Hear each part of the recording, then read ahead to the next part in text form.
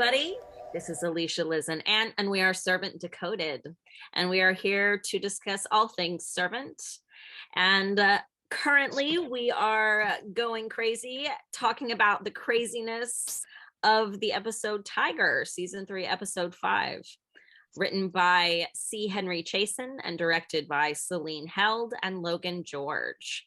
So how are you guys doing? How are you feeling after this one? What an episode. What an ending. It's not great. Not great. It's not great. I gotta say, I watched the episode and then afterwards I said, what the did I just watch? It didn't feel like a traditional Servant episode. No, we're getting away from that somehow. No, how does that make you feel as we get sort of away from what feels like a traditional Servant episode? I thought it had a different vibe to it. Maybe just because it wasn't in the house, but I enjoyed it thoroughly.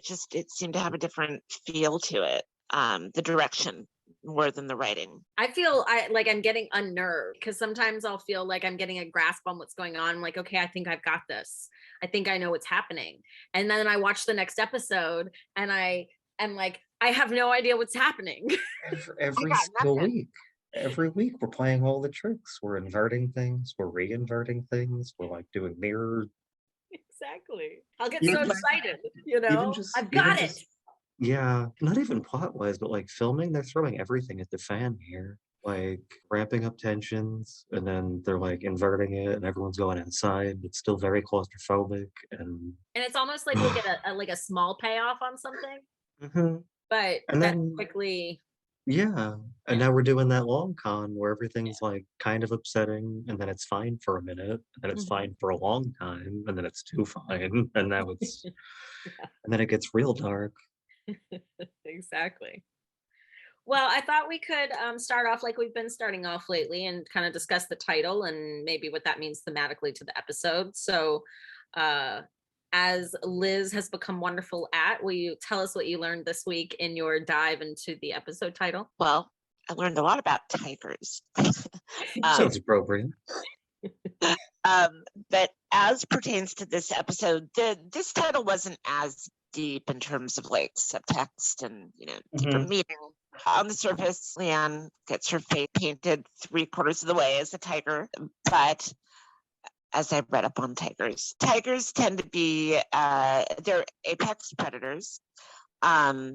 They are solitary hunters. Symbolically, they are meant to convey protection, protectors of children. Also, like in dreams and in some religions, tigers represent immense power that is almost unfathomable. In a dream, a tiger can represent either power within yourself that you're afraid of, or a power from a foe or an enemy that you don't feel that you can defeat or thwart or go up against. So just throughout the episode, I thought I saw a lot of references to this tiger idea. And this is way later in the episode, but just, little example, when Leanne and Toby are dancing, she says, I'm hungry.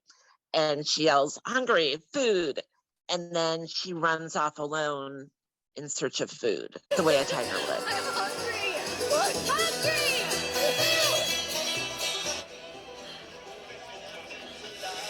What did y'all think about, maybe it's just her innocence coming through, but like she sees the girl painted as a tiger, and then that's what she decides to do. Like they track the girl who's also kind of wearing suspenders. Yeah, we talked a little bit last in one of our recent episodes about how it feels kind of like Leanne tries on different personalities. It comes in these weird fucking moments though, because that beyond like being vaguely dressed similar and I guess maybe about the same age, like I don't see what was so. I took it as her wanting to be normal, yeah, and her wanting, like, her having some, not necessarily like full envy, but her seeing that girl going, that's what I want to be, and so how do I be her, and That's kind of following her so that she could figure out how she could try, how she could be more like that, because she wanted to be more like that. Oh, like this is what people do, so let me do a people thing, I guess. But yeah, it's interesting. She seems a little inconsistent, but I don't know. But in the moment, like on there's just like Yeah, my first instincts when I sure. watched it the first time, I do a couple different watching. Yeah. I watch once just to watch it, and then I go back and Mm-hmm. do all my other stuff. And on the first watch, that was just what I thought. Like I No, felt that like she was sort of wanting to emulate whatever she was seeing in that girl that she liked or thought that she should be. that's pretty much what I got out of it. I just thought that was very interesting. Yeah. Leanne is inconsistent. She vacillates between wanting to be a child and experimenting with what womanhood and adulthood would be like, what it would feel like. Sometimes in the In same moment. As we saw in the last episode last week, she's dancing around wearing Toby's ring as if it were an engagement ring. So I saw her, like you said, Alicia, looking at that girl and wanting to be normal and so following her and doing what she did. And then Toby appears and Sylvia's out of the picture. Yay. And Toby and Leanne they're on like a little mini date. And what did you make of that too? I thought that was really sweet. And it reminded me of last week when Leanne was wearing Toby's ring and she's dancing and she feels powerful and she feels like a woman.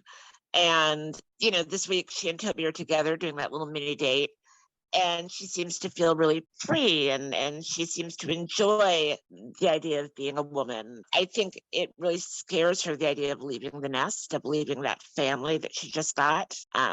So like I was saying, she vacillates between wanting to be Dorothy's child and in this family, versus having a normal life and growing into who she is as an 18-year-old girl. Well, and Toby had this realization, I guess, after she gave him that lecture in the alleyway, telling him what she believed, that, the way that she saw him, even though she was largely talking about herself. But it seems to me, but it seems to me that that really stuck with him and made an impact on him. And that suddenly now he's seeing her in a new way. So he dropped Sylvia in favor of Leanne. It was like, Seen in the desert.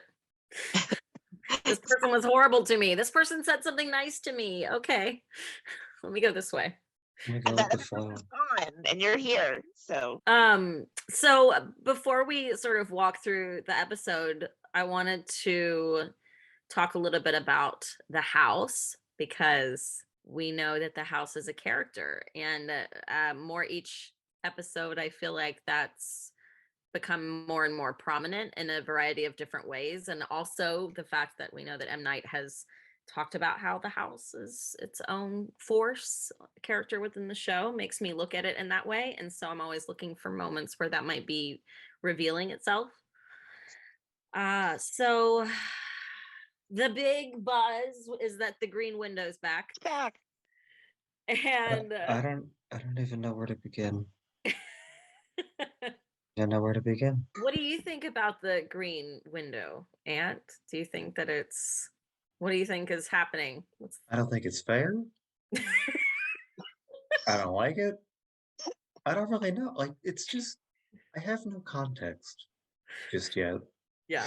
It seems very, like, it's something that you would, like, I would imagine most people probably don't even notice.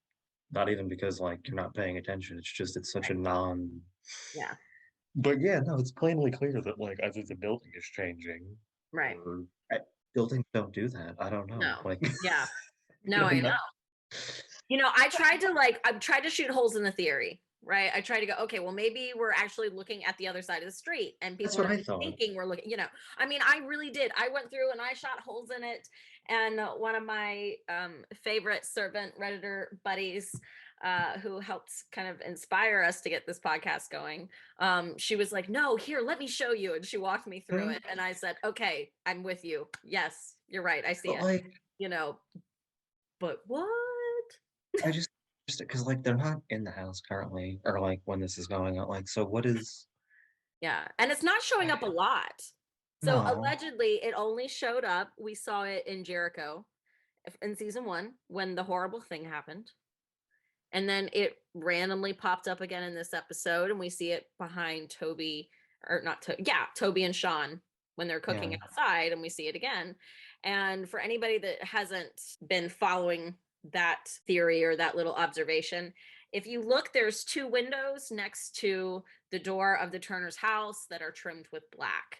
And then there's a break in the brick, right? And it's like the next building, yeah, exactly. It's the or next like building where, next apartments, whenever, yeah. right. And so the green window ends up adding basically another space, another area, room or Like whatever. another tier to the, well, another, I guess, Yeah. part of the block of the building, yeah. Right. And the split is on the other side of it. So it's clearly on the Turner side of the split. And it's like a lightish green trim. And it has like a burlap looking curtain in it. And yeah, there's lots of theories about what it could be. I don't think that it's anything good. Someone suggested that perhaps it's an indication of the cult being in the home. But I mean, that's awfully supernatural. So I think so, and I honestly think that if we're talking about the house as being its own entity, the house being a character of the show, I would tend to think that that it leans more towards that. If we're gonna go supernatural and we're talking about the house having all these powers, then perhaps it's, you know. If it is that though, like where do you what is the cross section between like this is happening and like there's not even a cause for delusion because nobody's like, hey, look at his window, or like, what's all this about? So like, is it meant to just be like a visual cue to make you feel uneasy vaguely, like, oh, that sometimes, those things in the background, it's like, oh, that's not quite what it should be, but like you don't register it, like, is it something like that, or are you talking about a building that just like happens to expand sometimes for reasons we don't quite, Yet. because they're not in these other rooms, there's just no, as far as we know, Right. like can't draw the line to it. Yeah. No, I agree. I don't know. I guess in some ways I'm like, okay, this has to be something that we have to accept that we're not going to know about until we know what it is. If we ever, but it seems like something that's specific enough that you don't it's just not do that, just like random. yeah. And I'm not sure if it does appear in any other episodes. I feel like it probably does, but so if anybody has seen it beyond the episode 1-9 Jericho and this one, if you've seen another episode, please leave a comment, let us know where where else you've spotted the green window, or even different architecture in general. I think they talked about different colored windows, not green, but there was another one before that yeah. Well, and also it tracks back to the, we talked in the last episode with Ring about, now we've seen the new room in the attic, and I talked about how the window and the way that's all configured looks very similar to the video where we saw the cult meeting and whatnot in in that other episode in Spaceman from season 2. So I mean, I think again it's possible that there's space and room in there, where people are moving around. I don't know. I think that is ultimately the biggest question though, is like, where is this show at on the supernatural sliding scale? And we don't know. They've been giving like a lot of plausible deniability situations to most of the events. The only thing I could think that might explain a building expanding at random is like a time thing, issue, right? But it doesn't seem like they're playing into that either. So I don't know if that's... Yeah. Well, I mean, if we are skipping around through time in some way, then yeah, that would make sense. That would be another valid reason for why something would be there sometimes and not others. Do you have any thoughts on that, Liz? I mean, I had postulated that if the window had stayed in the same place, if it weren't coming and going, that it would, as other people have theorized, that the cult, indication that the cult's moving around in walls, and it's an old house, and maybe, there's this walled up part of the house that the cult has access to. But I'm hoping that by the end of the show, when we find out why there's this weird timey-wimey stuff happening and anachronistic ways of speaking, and that it'll all make sense. We'll get an answer. Yeah. Well, and I'm glad you mentioned the way of speaking, because that also ties into the fact that, at the beginning of this episode, when we go into the kitchen, there's 2 sort of really interesting pieces of information that we find out. There's mention of termites. And we'll talk about that in a second. And there's also mention of how old the house is. And Dorothy's saying this house is 175 years old, as everybody here knows. And it also makes me, there have been just so many times where the house is referred to with some kind of reverence, even back to the first or second episode when Dorothy tells Sean that Leanne is an important part of this house now. Yeah. Not family. Not family. Yeah. Part of this house. Yeah. And so it makes me think that the house is powerful in some way, is pulling energy into it. I don't know how, or I don't know like what the darkness is or whatever, but well, that's just like the nature of houses, really. Yeah. I mean, whether you believe in such things or not, like, you know, people have incidents, people die, people be born. Like there's a lot of like high emotion that happens in people's homes. So like it would make sense cosmically, I suppose, for that to project itself elsewhere, if that's, you know, part of the mythology of the show. Yeah. And to talk about it being 175 years old, I thought was just really interesting too. I felt like it was very purposeful. We would know that there's a lot of history here. Yeah. And then the termites, and Liz found out something really cool when she was researching that. But, you know, I mean, we know the house is falling apart. And so I was like, ooh, well, the termites would indicate that, you know, the walls are going to begin to crumble, right? Because they ate through all of that and this thing is going to start to crumble in on itself. But she found something really cool out too. When Sean points out the termite droppings, Dorothy, I don't know, she says something contradictory, and Leanne says, no, Sean's right. I've seen this before. It's called frass. Frass. F-R-A-S-S. An old German word from the 1900s. Again, you know, anachronistic language. And so I looked up the word frass and saw that it can also mean like moth droppings, moth excrement. Yeah. And we know the moths are feeding on that corpse that may or may not be on Josephine in the walls. That would make sense as to why Leanne would say, oh, I've seen this before. I know what it is. Ooh. You know? Yeah. Yeah. I was trying to interject earlier about the house. It's always normal for people to be attached to homes and to, you know, have their lives and personalities connected to the houses. M. Night has said that I believe he's made canon that Leanne is connected to the house in some way. Draws power from it, or vice versa. Like mirrors her, You know, like when we saw the part of the roof fall on Julian, or almost on Julian, when Leanne is frustrated with them, when they try to do that walk, and then it, you know, turns right back around. Yeah. Throughout the episode, there are little references to predators and prey and eating, the different foods that people eat, the way that people are fed. That all just kept reminding me that all kept sending me back to this idea of a tiger as the predator and the type of hunter a tiger is.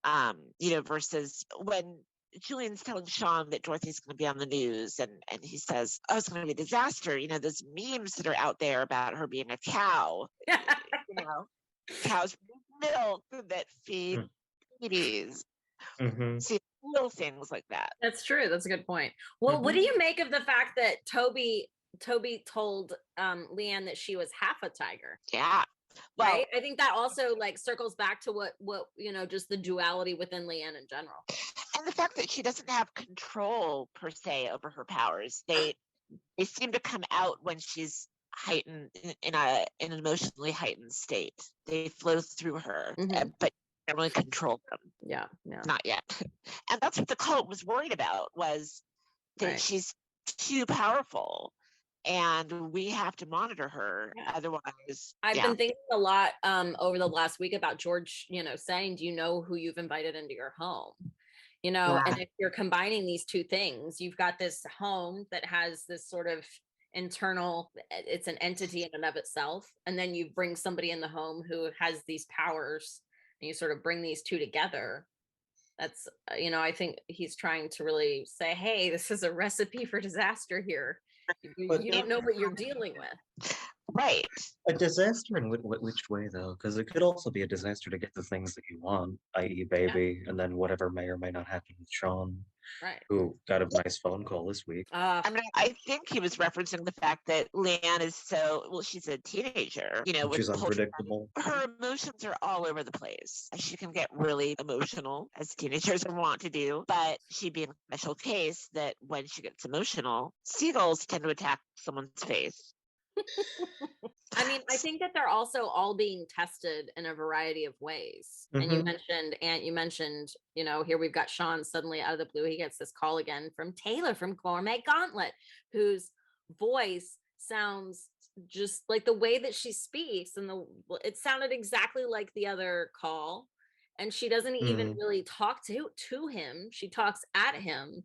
And there's something about it that makes me feel like it's not real. Now I know he went there, but like, I don't know. It's almost like a carrot that's being dangled out in front of him to see if he'll take it for one reason or another. He's going to be a star. Yeah. But he passes the test. He hangs up. He does. Exactly. So I wonder how he'll be tested next, because he will. Was that a message though, or was that a phone call? No, it was a phone call. He just hung up on it? I double checked it. Yeah. And he hangs up on her. But when Sean was talking about the fact that he's gone back to church, he says, I've started going back to church, and look at all the wonderful things that are happening. I think there's this direct correlation. You believe in God, you worship God, and you're rewarded. It seems like he thinks that anyhow, but I don't know that that's necessarily true in this situation. And I think the good things he's talking about are like, look, I feel like I have a purpose in helping these homeless kids. Like I don't feel so like the music's changed, the energy in his kitchen has changed. Like I'm giving back to like where I used to be. Like I'm giving back to people who were, before he hated the world. And he had the same experience. So it's all a result of this kind of deal with the devil that they've made, this unholy pact with Leanne, them saying Leanne is evil, but you get your baby and I'm part of the family, and that's the deal. And now that Jericho's back and Dorothy's happy, Sean can be happy. And I think that's what he's referencing, that we're all happy again, and I want that to continue. I don't know that he is, though, unless he's misinterpreting what Leanne is doing. You don't necessarily go to church because you're happy. No, I'm just talking about what he's saying. That I know. No, you're right about it. It seems so. Well, and there seems to me to be like a flip flop too, where because before, when Leanne came into the home and she put the cross above the bed and whatnot, and was talking about God, Sean was very, very adamant about not wanting Leanne's message of God to get into Dorothy's head. I mean, he's very adamant about it. Like, I don't want that in this house. I don't want her trying to get into your head. And now it's completely the opposite, if not even more so. And Dorothy's saying, well, when did you become a religious person? When, 6 months ago, she's going, well, we could use a little God in our world. If I had to guess, it'd probably be when my hands turned to wood. Just a shot in the dark. I didn't know that Sean had been religious prior. Oh, we're learning a lot about Sean that we never knew. Good grief. I feel like who is this person? I think it's Reverend Minister Nancy, call me Nancy, that said, it's always such a lovely thing when someone returns to their faith. Something like that. I'm paraphrasing a little bit, but yeah. Okay. So also interesting then that would. I'm wondering if we think that Sean rejected his faith when Jericho died. Did that happen before? It may have sealed it in some way, but I feel like he probably got away from it maybe much earlier than that. I don't know. People usually, I think, in like college and stuff, they start like pushing at boundaries, if not earlier. Or perhaps being in this home, if the home is this dark entity, perhaps being in that home is what gradually pushed him farther and farther away from his faith. Yeah. Could very well be. And now, we're learning that, hey, he wasn't always like this. So I also think that, I know that M. Night's talked a lot about how we're never leaving the house, and technically this is leaving the house, but I know that he said that we're never leaving the street because we've been on the street before. So this is still, again, an extension of that. This isn't like we've left, you know, we still haven't left the perimeter of their world, that house. It still feels very contained, even though it's like bright outside and open. It seems like it's very like boxed in. Yeah. It was, because there was so much going on too, it did still have a claustrophobic feeling to it. I thought. Yeah, lots of people bumping into each other, lots of haze. Yeah. Don't cut in line. Are you going to say something yet? Can I be crazy for like 2 seconds? Please. Sure. When we meet Nancy I guess like the first time, because she's got the bag, she's carrying rhubarb. And I looked up what rhubarb might mean, because I don't know. I mean, that's like an outside like farmer's market type thing you find, but like it can symbolize taking the bad or the good, or the bad with the good, or the sweet with the bitter. And then like from that, it's like representing, what does it say here? Freeing oneself of something unwanted. Huh. So I don't know if that's like just set dressing, or like, like he's going to church to like. No, that makes a lot of sense. That's a purge himself of some sort of. I love that. Like a curious choice. I don't know. No, it's a really good observation. Who would just choose rhubarb? No, I think that's definitely a specific choice. At least I think, it seems like it would be. It's not out of the ordinary, because I've seen that like sold in that way, and like almost exclusively in that way, like in New York and stuff. But like, yeah, it seems interesting, because it could have been like a bread or yeah, could have been a lot of things. Yeah. So I think talking about Nancy, that's a great opportunity for us to talk about the other people that were encountered by our main characters outside of the house within that fairground, right? There's a lot of interesting interactions that happen. And so maybe this will be a good way to segue into talking about some of that. Maybe we could start with I don't know who we see first, but we could start with the exchange with the homeless kids, and also about our little pop-up appearance, our favorite pop-up appearance, Roscoe. This man in the hat, I swear. He's like I feel like he's kind of like the Where's Waldo servant. Well, what's Waldo? Such a nerd. No, it's slinking around in the back. And Do you see him? Yeah, exactly. Like there. I did a little bit. Yeah. I swear there was another time, but I think I made that up. But it's just, I don't know. That was such a weird little moment he had. Yeah, it was, wasn't it? What are we doing, buddy? He just appears and then seems to look at Leanne and then he goes off. Yeah, and then he walks, and he goes, do we see him walk like in the direction of where she's walking, or do we cut away before that? We cut, yeah. Yeah, he like looks both ways, and then it cuts, yeah. He's watching the homeless kids get escorted away from the block party, and then he sees Leanne, and she, walks away, and he follows. I thought he had like a microphone with him, or like a walkie-talkie, but I was expecting him to be communicating with Julian, but I was wrong. He agreed to be the consultant only on the DNA stuff. Yeah, and then he said he doesn't want anything else to do with anybody. But, I'm not going to step in the house again. Seemed really spooked, but we don't know why he was there at the block party. Right. He's either acting alone, like wondering if Leanne is, I don't know, some threat, whatever he's got in his head, or perhaps Papa Turner hired him. Something. Yeah. So we don't know why he was there. Very suspect. Makes me feel bad. Very disconcerting. Mm-hmm. Is he, and it makes you wonder, is he there because of the cult? Is he there because he's trying to get information? Is he trying to protect her? Is he like, and for what and for who? Hurt her, and for what reason? Yeah. He acts as though he is aligned with the cult and that he's scared of Leanne. Mm-hmm. So what? We don't know that he's aligned with the cult. If anything, well, he turned away from them, so I don't know where that stands as. He was not by them. But he did say that they were good people. Right, and then they helped him so much, but then he said he was done with them. So like, something either happened or. Yeah, I feel like he's he's a wild card. He's a wild card. I need to know more about Ross. Mm-hmm. Yeah, I want to know what happened when he was gone. When he was gone, but not gone. Right. Yes. What happened? Yeah. And then we've got the homeless kids. And they were hanging around, and Leanne was spooked. And so she spoke with one of the other women and said, hey, can you make them go away? And the woman's like, sure, I can do one better, whatever that meant. She was just being nice. Yeah. But yeah. And she goes to kick them out, and they walk past her like she's not even there. Mm-hmm. I wrote in my notes, Leanne finds a Karen. You're right, though, Liz. I like that. Yeah, because you have to pay to participate. Yes. It's an event for the homeless. Like, it's an event for the homeless. What are you saying?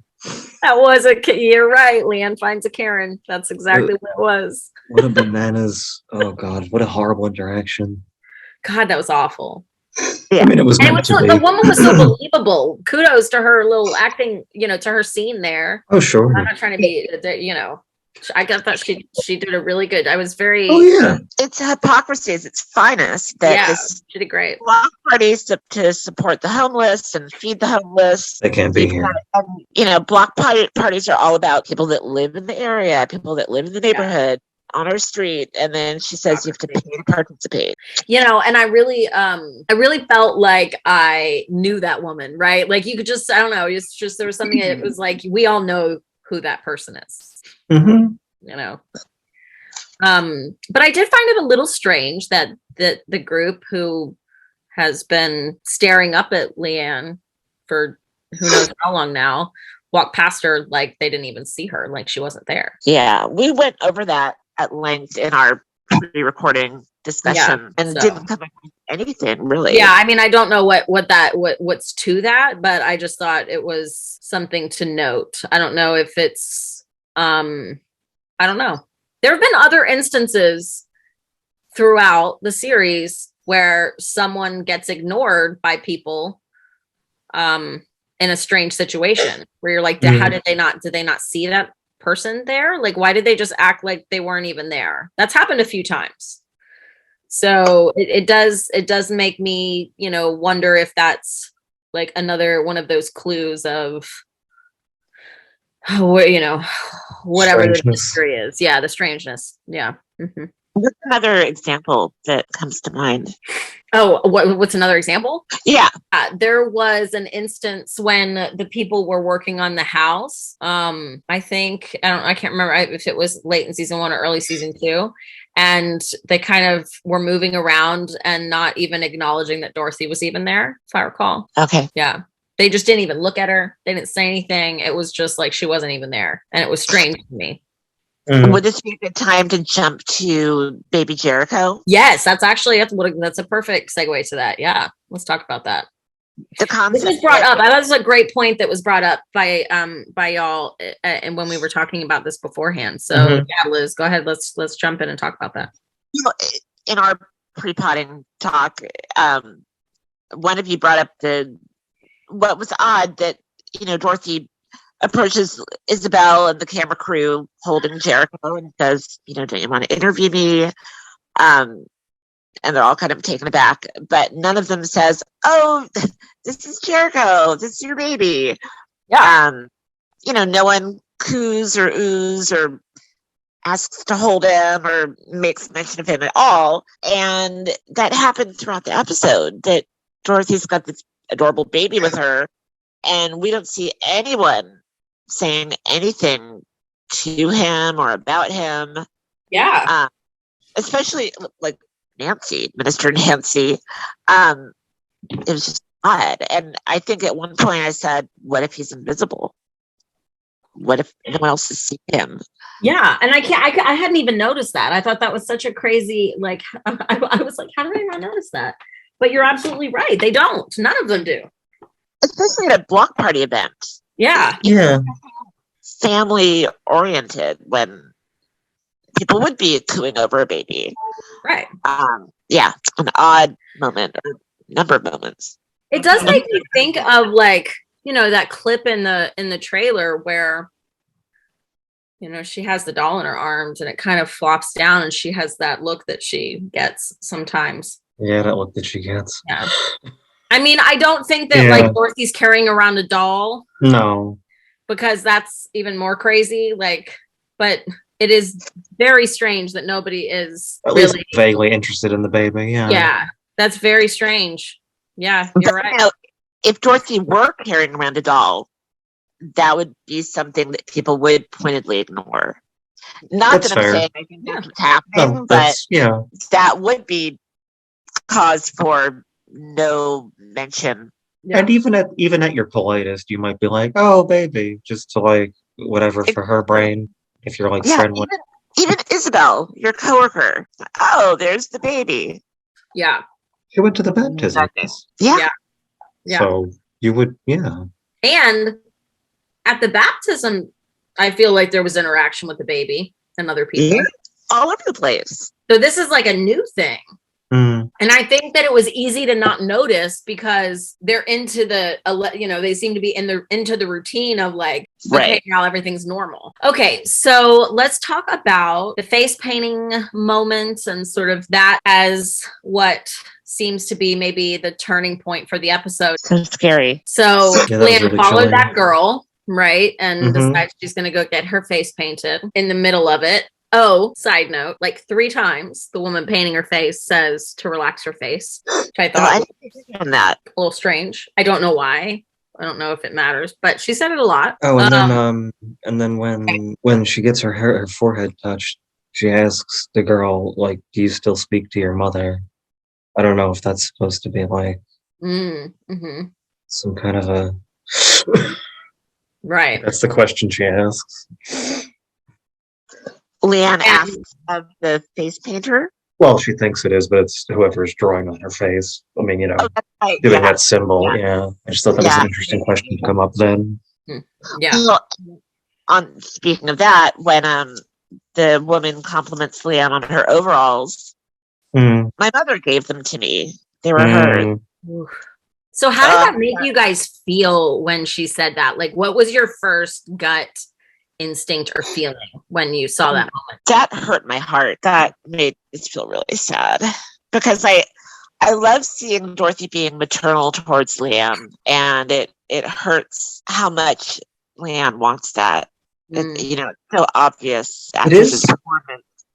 Yeah. But Dorothy, it's always superficial. I mean, not totally superficial, but she's got her own child. Sort of. What about you, Aunt? What was your reaction to that moment? Almost the opposite. I found it kind of upsettingly. Again, no, I guess it's also upsetting, but it was kind of upsettingly endearing because, I don't know, there's so many layers of manipulation going on that it's hard to tell what anyone wants at any given moment. Yeah, that is true. I agree. So she's grasping for closeness over this woman. She's got such a hold over, even though it's not an active hold. She's manipulating her into being her mom, basically, in a way. Yeah, she's manipulating the situation to keep a home, I think. I don't know about being her mother specifically, but if that's where she is going, or if that's what she wants to do in the moment, to have a replacement for her previous situation. I guess I guess in a way she's probably forcing her into a similar role. We talked about this in last week's episode, the idea of compulsion, trying to right a past trauma by putting yourself in the same situation as someone who's not for you.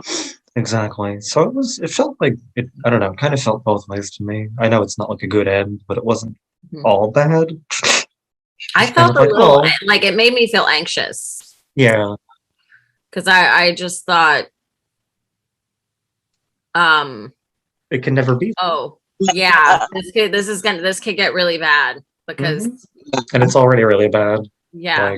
You know what made me feel that way was watching that pageant, was watching Leanne, watching Dorothy repeat the moment when Leanne first met Dorothy. Yeah, because we're going, Leanne thinks she's special, but now she's seeing that same Dorothy did the same thing to another girl.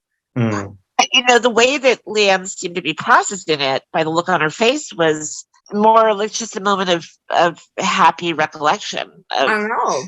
This is how it was when I first met her. And that led me in my notes to later in the episode when she's got that moment with Toby where they're walking through the festival on a little mini date. It was as if Dorothy Liam watched Dorothy, and it reminded her of when they first met, when Liam was a little girl. And now she's feeling better about moving into womanhood and being with Toby. Like, Yeah, I see what you're saying. Yeah. She's so afraid of being pushed out of this family, being pushed out of the nest. But in this episode, she seemed to like have some time of feeling more comfortable with, moving on. Yeah, like that was a good turning point for her life. Like it set her up for finding her home. Yeah.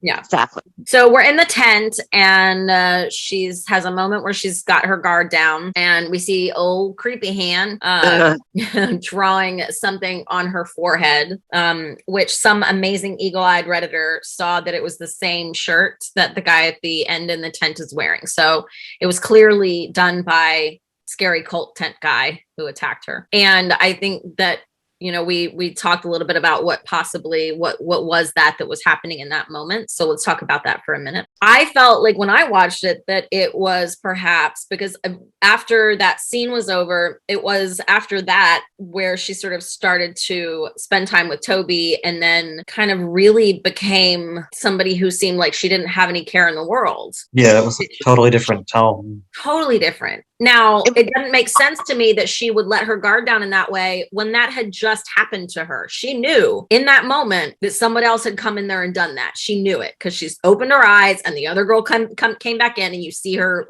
in her mind go like, oh, crap. Like, who was that? Who was that? Yeah. So she knew, and even knowing that, she still suddenly started acting carefree and childlike. So my take on it was that he put some kind of, spell of some kind over her to get her to let her guard down enough so that they could then, sneak attack and kill her. It was almost as if she were drunk or a little bit high. There was a giddiness about her, and it was infectious, and Toby was enjoying it. But yeah, it was to let her guard down, and it worked. Yep. Seems to have, yeah. Watching that whole sequence with Toby was lovely, but also sad because you knew that there was no that was fleeting. Oh yeah, for sure. Something bad was coming. But so uncharacteristic of this season's Leanne that she would walk down a dark. This dark part of the street where it's unpopulated, and go into a dark out of all the food places she could go. Exactly. And are you still open? Who's in here? This is Leanne, who didn't want to leave the house, right, and puts herself in danger. Yeah. And you can even go one step further and say what the guy did to her forehead, whatever he did, that he led her to them. Oh, that's true. Yeah, that's true. Because there's no way she would have done that. Out of all the tents, or out of all the, I can't think of the word, all of the stations, or all of the, places she could have gone, that she ended up in theirs, where they just happened to be heating the dagger, getting it ready for whatever their purpose was. Yeah, that was true. Yeah. She doubled right into their lair. But she gets away.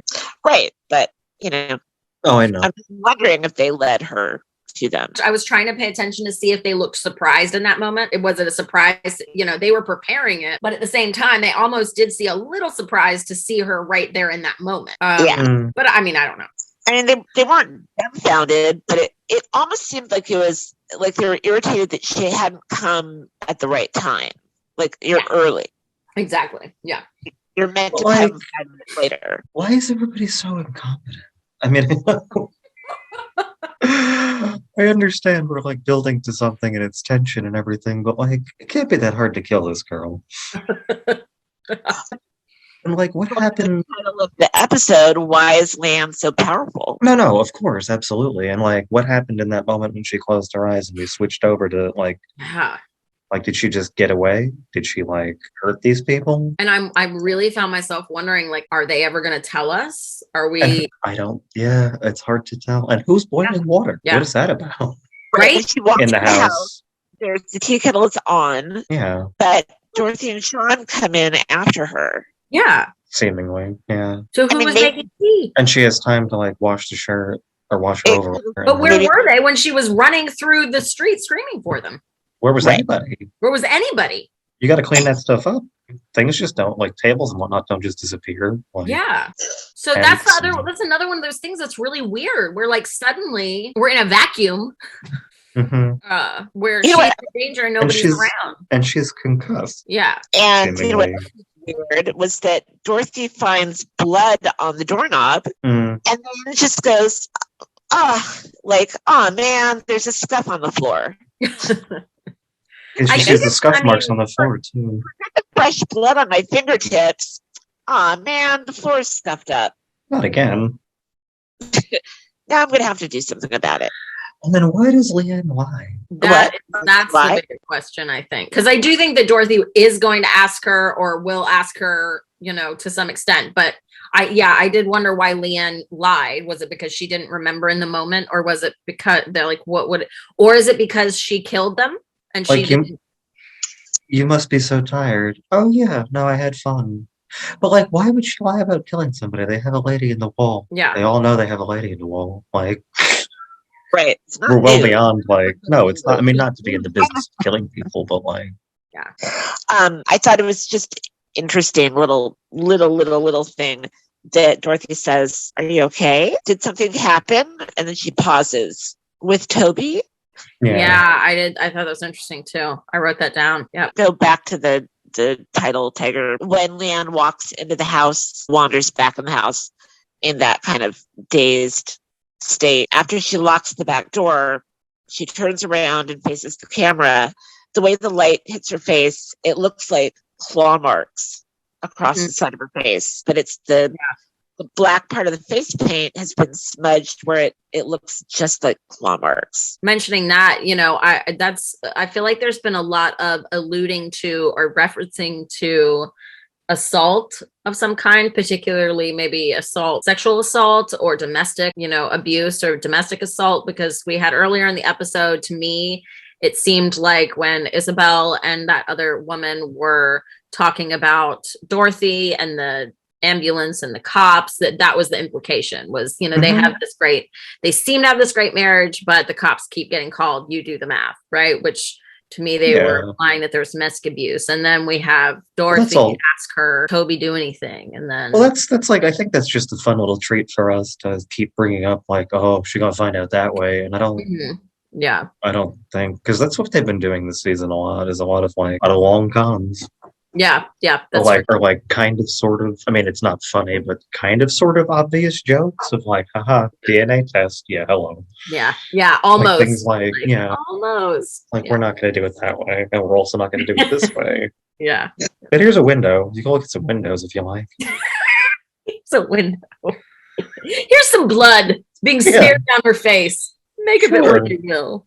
What did you make of that very ending with her in the mirror and the blood and her kind of touching her face? What was your interpretation of that? So what I noticed, I thought it was telling that she smears blood down her face like a warrior, putting on war paint. The blood goes over her lip and she has this look of anger and satisfaction, like I won. But in our pre-pod talk, we've been going back and forth on who exactly, what happened.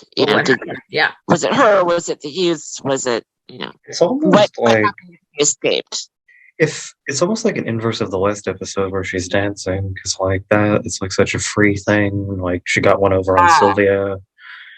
And she's coming into her own, seeing that she can do these things and demonstrate right and wrong to people in ways that they don't necessarily notice. And then this seems like I was wrong. I also survived whatever it is that happened to me to cause the concussion. So she's marking herself for. She doesn't seem. I don't know. She seems almost shocked in the mirror.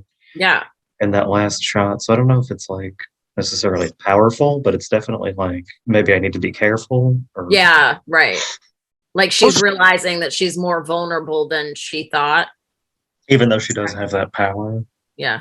Because whatever happened, she got away. So she did something to somebody. Yeah.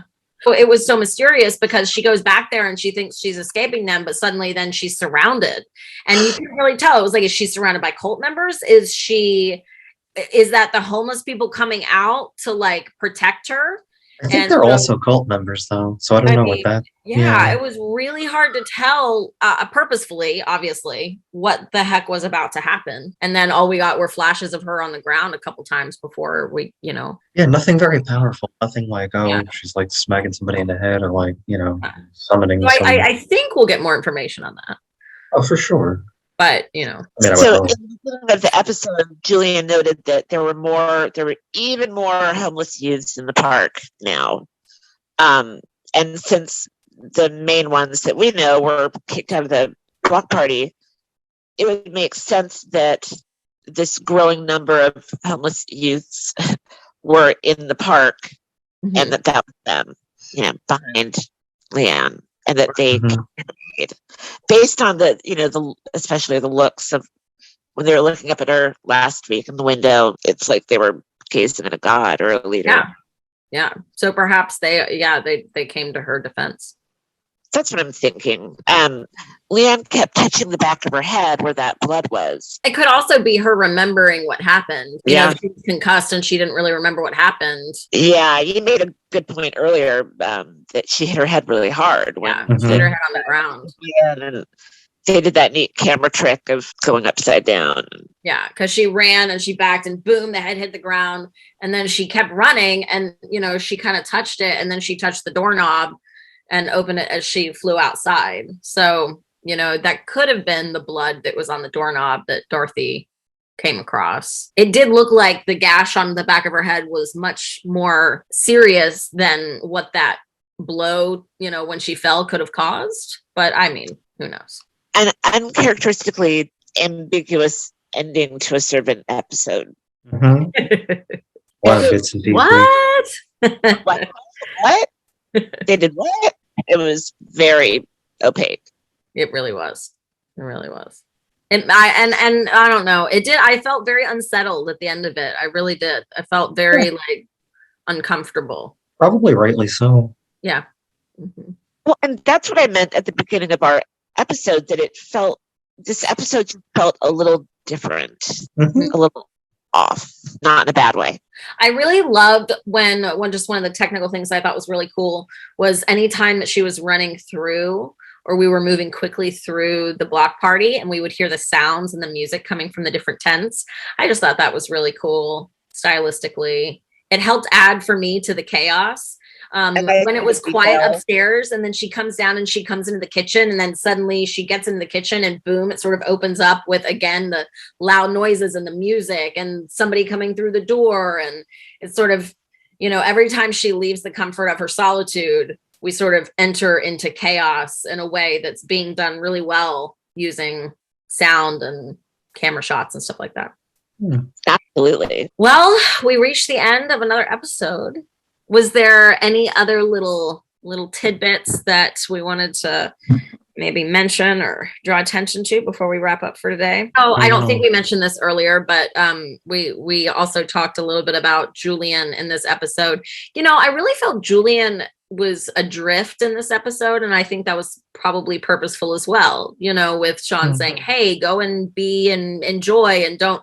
And it's almost like because Julian isn't needed quite as much as he had been before in terms of taking care of Dorothy and spinning this thing with Sean, he kind of feels adrift and doesn't really know what to do with himself. Hence replacing, one addiction with another. Last week we talked about, him working out, almost seeming compulsive. And now this week he's eating that funnel cake with all the powder on his face, which made me think of that bathroom scene again. And so now, we're eating to deal with our emotions.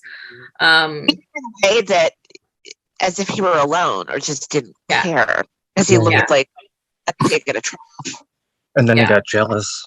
Yeah. And was really upset. But then he throws the food away and he walks off like he's really upset. But that's the last time we see him in the episode.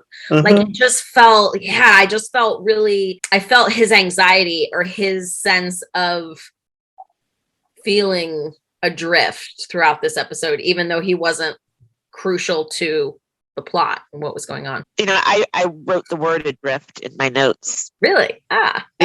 Mannequin watch. Mannequin watch, yes. No, different No eye dress. patch. And it's like a purple, like a purple reddish. Yeah, different dress, and she's looking out the window. Yeah. The same way that Leanne is in the morning. Yeah. Keeping watch out on the street while Leanne slept. As we've been editing too, I've been looking at like the other shots from last season and this season, and a lot of times that mannequin is like over the shoulder of Dorothy. Even this season, Dorothy will be in the room and it's over her shoulder. I noticed that a lot. The placement of that mannequin will have Dorothy, and we'll have then the mannequin over Dorothy's shoulders, sort of behind her. Good catch. Yeah. So I don't know if that's meant to be sort of watching over Dorothy and sort of looming over her, or if that's meant to like a leering protection for Leanne. Right, exactly. I mean, or a symbol of her actual mother. Of the mother connection, you know? Yeah. Like, I'm watching you. Yeah. And that I think we got the feeling that the mannequin she spoke to the mannequin, I believe, last season, King Cake Baby episode, where she was saying, like, I'm the special one this time. Like, the mannequin was her mom. But so the mannequin being, you know, by Dorothy, Leanne wanting Dorothy to be her mom. And also like, you know, Leanne's actual mom sort of watching over Leanne's new fake mom. But if it's just symbolic, it's interesting to like watch the clothes and things like that. I wonder if there's anything with the colors. And it does make me wonder, like, go back and look for what's tracking through Leanne that she's obviously changing the clothes of the mannequin. So I find that to be interesting. We've talked about yellow being kind of a color to symbolize hope this season. Interesting that the block party, the color scheme seemed to be, you know, skewed yellow. Leanne wakes up in the morning wearing a yellow night dress or nightgown. I thought it was worth noting that she slept with her window open after this, you know, all the hypervigilance this season about doors and windows being open. And then right before the face painting and the forehead violation, we see the yellow balloon go floating up in the sky, very trademark M. Night Shyamalan. Oh, was that the timing of it? That's clever then. That's interesting. Yeah, it was like halfway. Like the hope is leaving. Yeah. Well, we're in for it, aren't we? There are yellow balloons over Jericho's high chair in the kitchen. Yellow all throughout the episode. Tubby's wearing a yellow hat. Well, this was the halfway point.